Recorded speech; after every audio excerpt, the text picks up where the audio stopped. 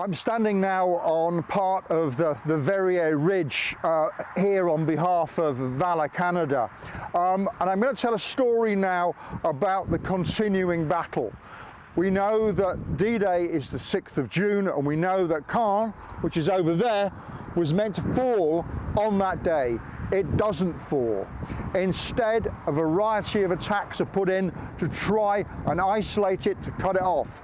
Epsom is fought over there to try and force their way through over the River Odon. It's unsuccessful. That attack fails.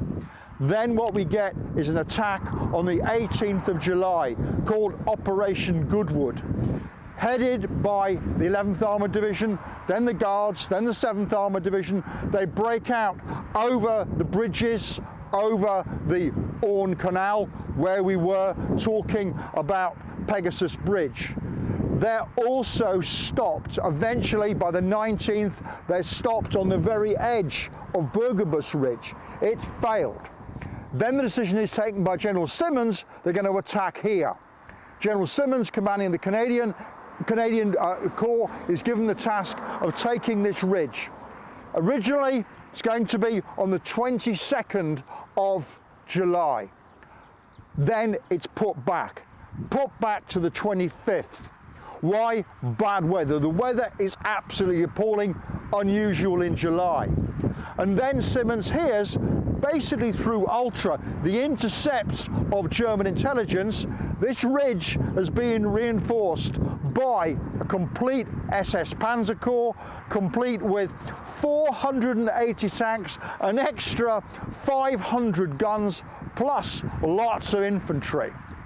But despite all of that, with artillery support, with promises of artillery, down there, some 525 men of the Canadian Black Watch start around 5:30 in the morning. This is their objective.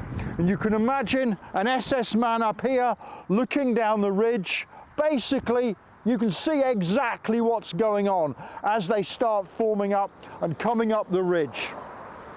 The attack is launched about 8 o'clock in the morning. By the time it's launched, the two most senior commanders have been taken out of the battle, killed or wounded. New guy comes in and takes over, and they make their way up towards here. By the end of the day, the battle is a complete disaster. Of the over 500 men that have attacked, just less than 15 men are still on their feet. The rest of them, the members of the Black Watch of Canada, killed, wounded, or missing.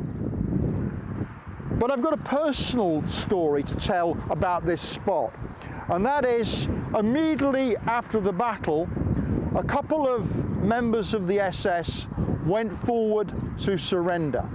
I cannot say it was exactly here, but it was somewhere on this ridge.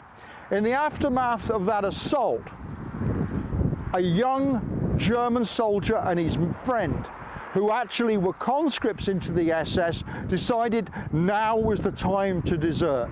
How do I know this story? Well, when I was teaching in England, I met an older, not much older than me now, German maths teacher. He told me he was here with his friend. They'd fallen out with an NCO who didn't trust them, didn't think they were politically correct, and what they said, first chance we get, in a lull in the battle, we'll desert. He and his friend went early in the morning down a ridge to try and find someone to surrender to.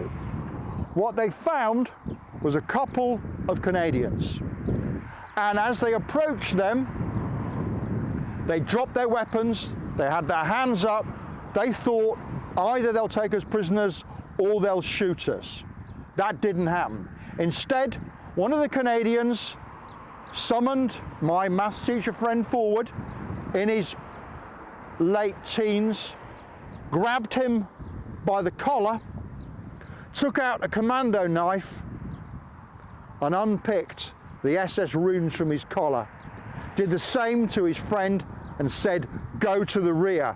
It's your lucky day, son." he spoke English, and he said to me, I think if I'd spoken English, they would have killed us. As it was, he was simply a prisoner of war. So it's one example of humanity in the midst of a human tragedy, and this battle certainly was. And there will be more to follow for the Canadian Corps.